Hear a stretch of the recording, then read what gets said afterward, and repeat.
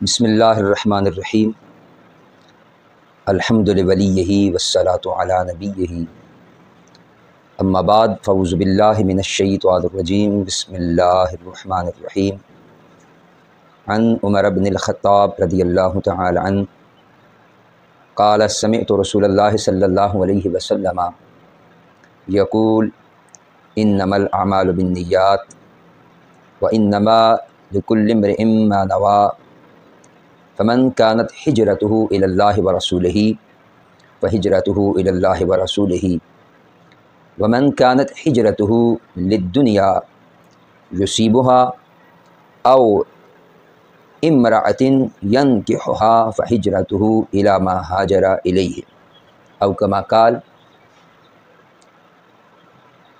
اللهم صل على سيدنا مولانا محمد وعلى آل سیدنا و مولانا محمد وبارک وسلم۔ بعد از حمد و صلوات سب سے پہلے تمام سننے والوں کو بندہ ناچیز کی طرف سے السلام علیکم ورحمۃ اللہ۔ درس حدیث کے ساتھ آپ کی خدمت میں حاضر ہوں۔ دعا گو ہوں کہ اللہ تعالیٰ مجھے حق گوہی کی توفیق نصیب فرمائے اور سن سنا کر ہم سب کو اس پہ عمل پیرا ہونے کی توفیق نصیب فرمائے۔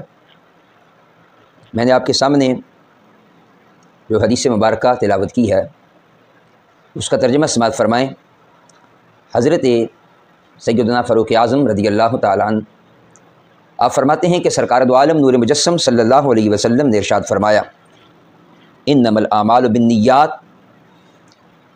کہ اعمال نیت ہی پر ہے، یعنی اعمال کا دار و مدار نیت پر ہے۔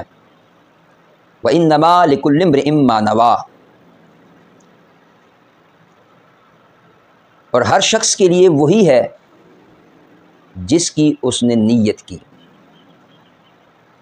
فَمَن كَانَتْ هِجْرَتُهُ إِلَى اللَّهِ وَرَسُولِهِ، جس کی ہجرت اللہ اور اس کے رسول کی طرف ہو، فَهِجْرَتُهُ إِلَى اللَّهِ وَرَسُولِهِ، تو اس کی ہجرت اللہ اور اس کے رسول ہی کی طرف ہے۔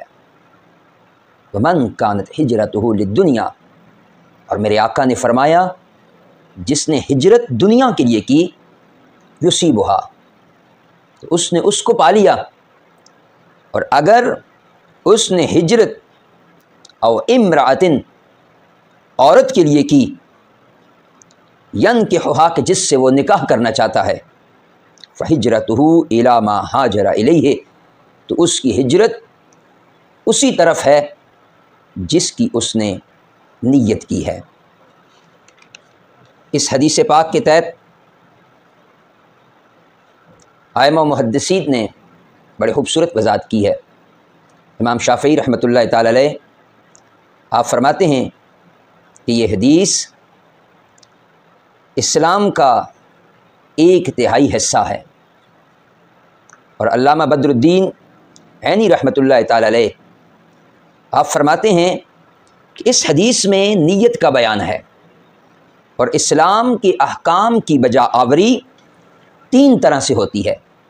نمبر 1 قول سے، نمبر 2 فعل سے، اور نمبر 3 نیت سے۔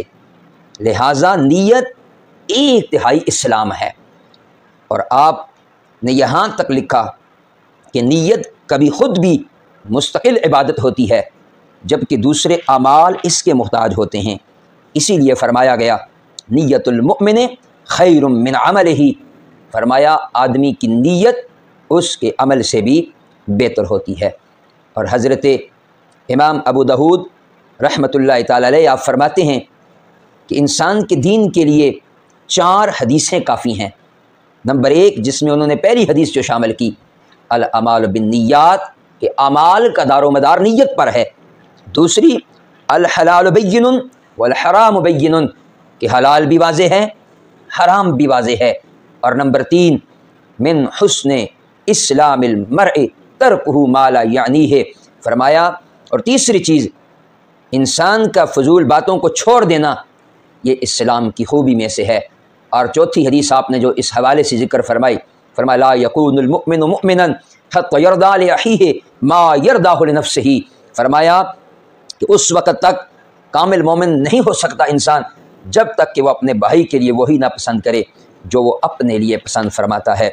اور میرے آقا علیہ الصلوۃ والسلام کے غلاموں، رب ذوالجلال کے محبوب نے فرمایا جو نیکی کا ارادہ کرتا ہے لیکن اس پہ عمل نہیں کر سکتا تو فرما رب ذوالجلال اتنا مہربان ہے کہ اپنے اس بندے کو اچھی نیت پہ بھی اجر عطا فرماتا ہے۔ اگر بندہ عمل نہ بھی کر سکے، میرا خالق و مالک اس کو نیت کی دیکھتے ہوئے اللہ رب العزت اپنی رحمت فرماتے ہوئے اللہ اس کی اس نیت کو قبول کر کے اللہ اسے اجر عظیم عطا فرماتا ہے۔ اس پہ ایک روایت کہ بنی اسرائیل کا ایک شخص، اس پہ قحط کا زمانہ آ گیا، تو قحط کے زمانے میں ریت کی ایک ٹیلے کے پاس سے گزرتا ہوا اس نے یہ نیت کی کہ اگر یہ ریت غلہ ہوتی تو یہ ساری ریت یعنی غلہ میں اللہ کے راستے میں صدقہ کر دیتا۔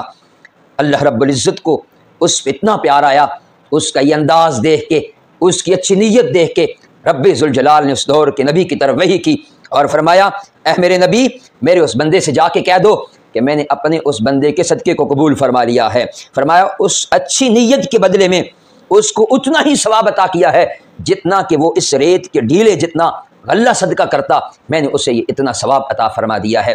میرے آقا علیہ السلام کے غلاموں، رب کی ذات بڑی مہربان ہے، وہ بندے کا نیت دیکھتی ہے، بندے کا خلوص دیکھتی ہے، بندے کا اخلاص دیکھتی ہے اور اس کی رحمت دھوڑ کے اپنے بندے کو سینے سے لگا لیتی ہے۔ رحمت دا دریا الہی ہر دم بگدا تیرا، جے ایک قطرہ بخشے مینوں کم بن جاندہ میرا۔ یاد رکھیے اگر بندے کی نیت اچھی ہو تو نیت ایک ایسی چیز ہے، اور جس عمل میں میرے رب کی رضا مطلوب ہو اگرچہ وہ عمل تھوڑا سا بھی ہو تو وہ زیادہ ہو جاتا ہے، اور جس میں اخلاص نہ ہو وہ عمل بڑا بھی ہو تو اخلاص نہ ہونے کے سبب وہ چھوٹا ہو جاتا ہے۔ اللہ تعالیٰ ہمیں صحیح معنوں میں حضور علیہ الصلوۃ والسلام کے دین کو سمجھ کر اس پہ عمل کی توفیق عطا فرمائے۔ آ جائے گا اقبال تجھے جینے کا سلیقہ، تو سرور کونین کے فرمان پڑا کر۔ والسلام